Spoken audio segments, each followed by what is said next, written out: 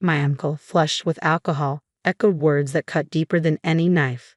His sentiments found harmony in the nods and murmurs of agreement from the other men gathered around. Emboldened by the chorus of support, my husband unleashed a torrent of criticism, each word hitting its mark with precision.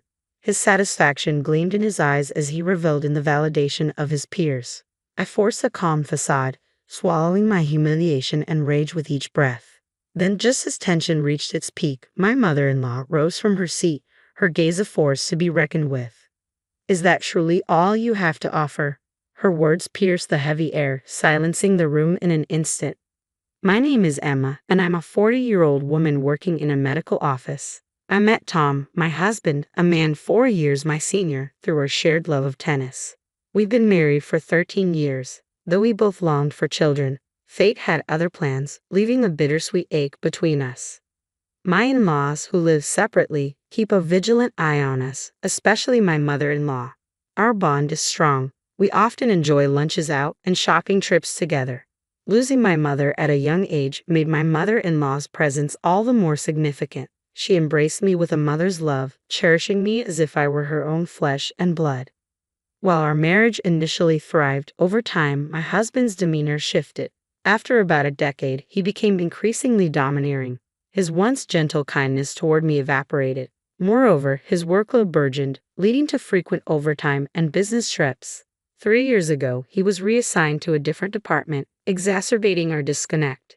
He now spends half the week away from home. Upon his sporadic returns, his demands are curt and dismissive. "Dinner," he barks, or "Is the bath ready yet?" treating me as if I were merely a servant. Fed up, I once dared to voice my grievances. "You're not a child anymore. You should at least handle your own clothes," I protested. His response was chilling. "What nonsense is this? Your role is to obey me as your husband. Don't complain, you're my wife." For what felt like an eternity, my husband's accusatory finger jabbed the air, his voice rising in a crescendo of abuse. This ritual of verbal assault would replay whenever his mood soared, a relentless cycle I couldn't escape. His incessant nagging and troublesome behavior left me no choice but to acquiesce. Sitting at the dinner table one evening, I faced yet another onslaught of criticism. "More vegetables again? Am I supposed to eat like a rabbit now? Get some meat on the table. You know your cholesterol's high." Reluctantly, I resolved to reduce the meat intake.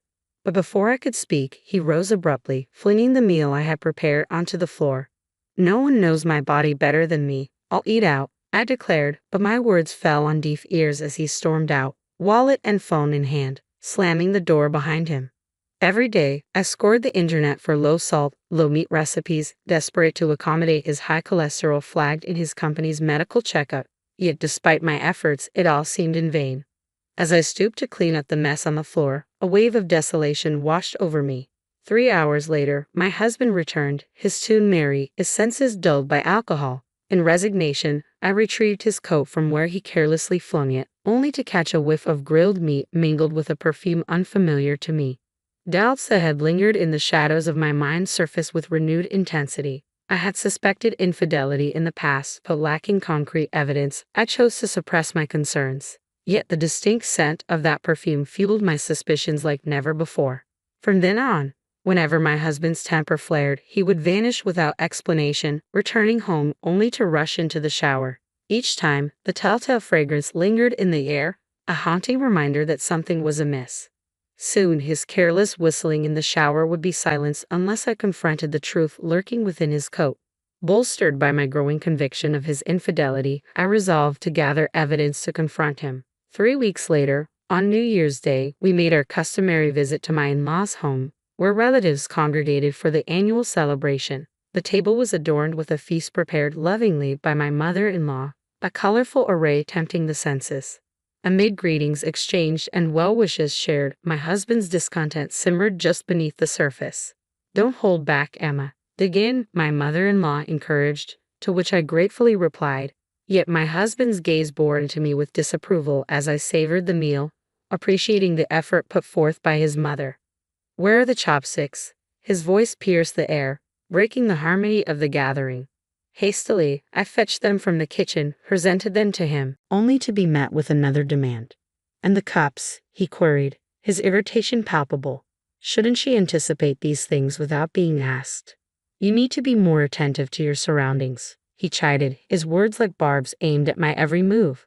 Despite the presence of our extended family, my husband's verbal assaults persisted. I'm not a mind reader. You have to communicate with me, he insisted, his tone cutting through the festive atmosphere. Suppressing my frustration, I handed him a glass, which he accepted with a charming smile as he sipped the sake poured by our relatives.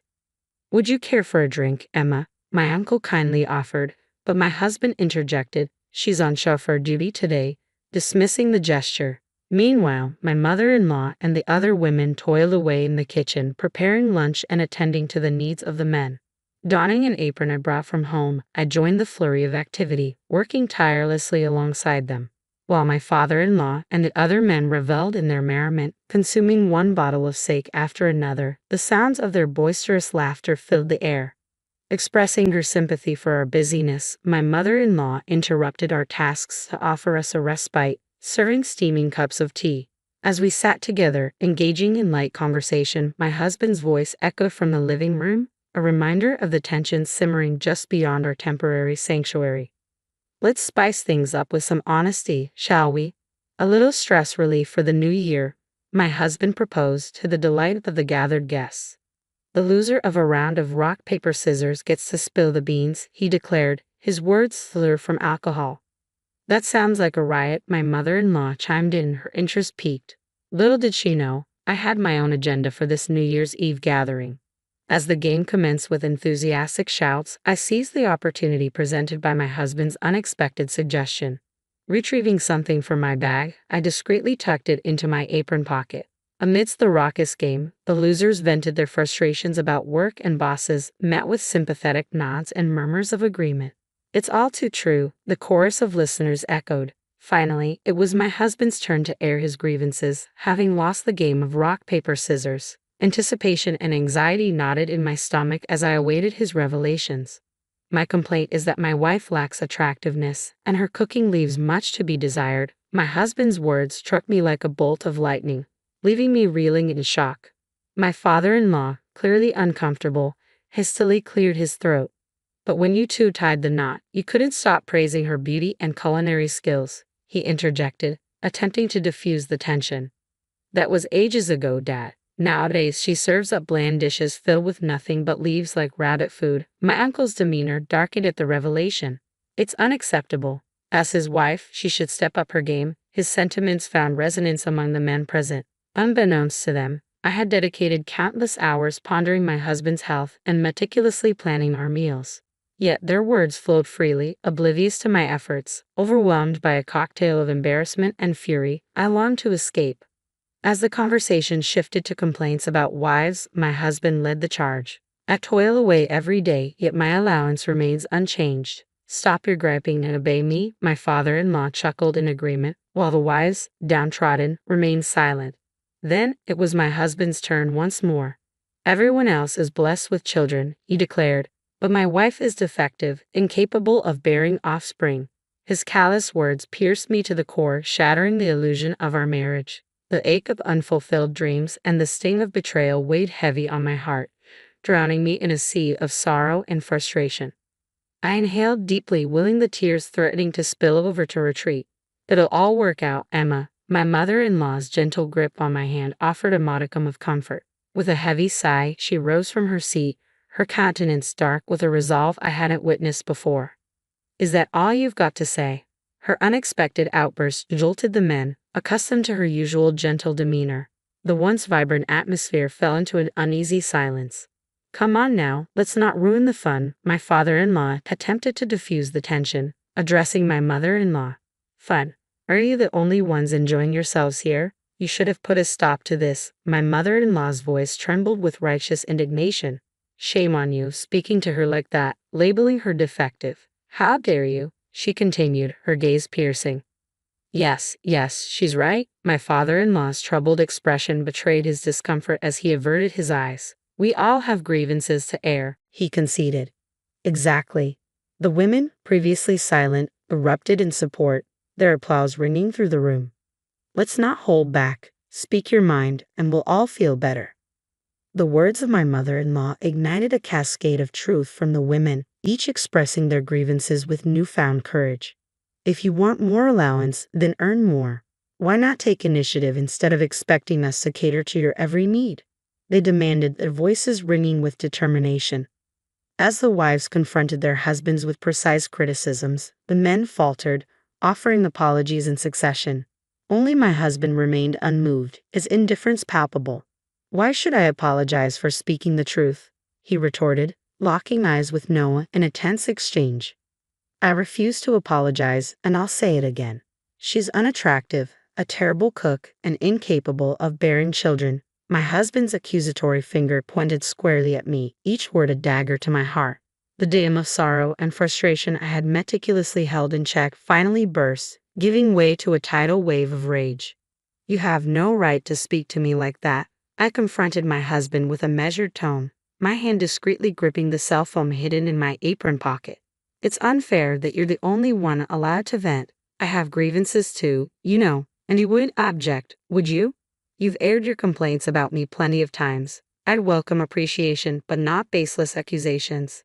With a deliberate motion, I withdrew an envelope from my pocket, scattering its contents across the table where our relatives sat. The photographs revealed damning evidence. My husband entering a hotel room with another woman, then exiting her apartment, hand in hand. Bolstered by my suspicions, I had discreetly installed a GPS tracker in his car, providing irrefutable proof of his infidelity. Originally intended for a private discussion with my mother-in-law, the situation demanded immediate action. Guests filled the room as the truth unfolded, disrupting the once jovial atmosphere. Frantically, my husband attempted to gather the incriminating photos. "Isn't it normal for husbands to stray?" He appealed to the men for validation, but his plea fell on deaf ears. No one in the room offered agreement, leaving him isolated in his deceit. As my uncle, once a supporter of my husband, denounced infidelity with a resounding "No, that's unforgivable," the other men nodded in solemn agreement. Yet my husband remained defiant. "You lot couldn't even dare to stray from your wives," he taunted, his laughter hollow and bitter. My uncle, spurred into action by my husband's audacity, rose from his seat. "Who truly bears the shame here?" he challenged, echoed by murmurs of concurrence from the men, their gazes piercing through my husband's facade. Despite his attempts to maintain a facade of strength and righteousness, my husband's demeanor reeked of desperation, leaving me repulsed by his arrogance. With resolve, I confronted him once more, armed with further evidence. "A week ago, I received a call from Maruka-san, your newfound love," I revealed, each word laden with the weight of betrayal. "She claimed you've been seeing each other for 3 years now." My husband's feeble attempts at denial only served to betray his guilt. "She even mentioned your subordinate, and the fact that she's 7 months pregnant," I continued, unmasking the deceit woven into his web of lies. "She pleaded for a divorce, stating that you refused to acknowledge the child." Fearing my reaction, his protests dissolved into stammered excuses as I extracted my phone from my apron pocket, placing it on speaker for all to hear.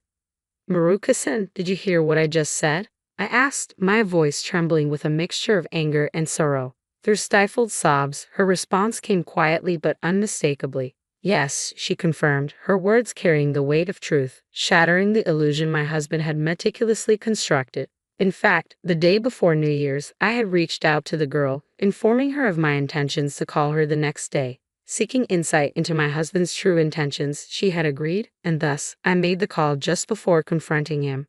Overhearing the conversation, she was overcome with tears and fury. "He told me to wait until our divorce is finalized," she lamented, her voice trembling with betrayal. "I never uttered such words. Surely, as my wife, you understand, don't you? Why would I say such a thing?"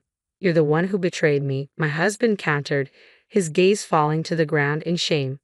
"I'll never forgive you," she declared before abruptly ending the call, her trust in my husband shattered. Presenting the divorce papers I had prepared, I demanded his signature, only to be met with a storm of fury. "Absolutely not. I can't simply sign this on a whim." "How dare you, sis? Besides, after all this, you'll owe me 2 million yen in alimony." "No, I refuse to divorce you. I simply don't have that kind of money," he protested, his demeanor devolving into childish petulance as he stamped his feet in protest. Witnessing my husband's unprecedented display of immaturity, I nearly chuckled, but remained resolute in my demand for divorce and alimony. Tom, you're not a child. It's shameful. My mother-in-law's frustration with his pitiful behavior was evident as she scolded him with an exasperated expression. You can't just refuse divorce and alimony. Face reality with dignity, I pressed on, my tone unwavering. It's not that simple, Mom. Dad, you understand how I feel, right? My husband appealed, seeking validation. Absolutely not. I can't condone your actions. My father-in-law's response was firm, leaving my husband with little recourse. Reluctantly, he signed the divorce papers and agreed to the alimony, his tears held back only by sheer willpower. Believing this gathering to be the opportune moment to expose my husband's infidelity, I pushed him further. Oh, by the way, I've terminated our lease at the end of the month. One home should suffice for you, shouldn't it? My words were met with applause from the women and deep sighs from the men, and my husband left my in-laws' house, seemingly fleeing from the attention of everyone present.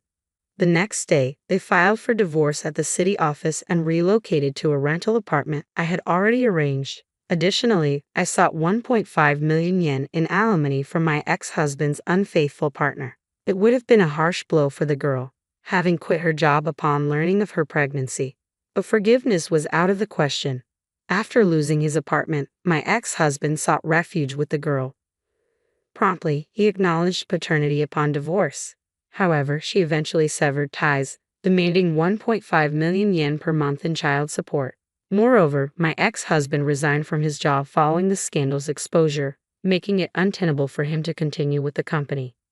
Left abandoned by his parents and unable to secure a new job, my ex-husband resorted to sleeping in internet cafes and juggling part-time gigs to meet his alimony obligations. Susan, my former mother-in-law, confided in me about his deteriorating health, citing elevated cholesterol levels and the toll his self-indulgent lifestyle had taken since our divorce. Interestingly, Susan and I forged an unexpected friendship post-divorce, growing closer than ever before. Now I find solace in the tranquility of my life, relishing the peace that comes with solitude.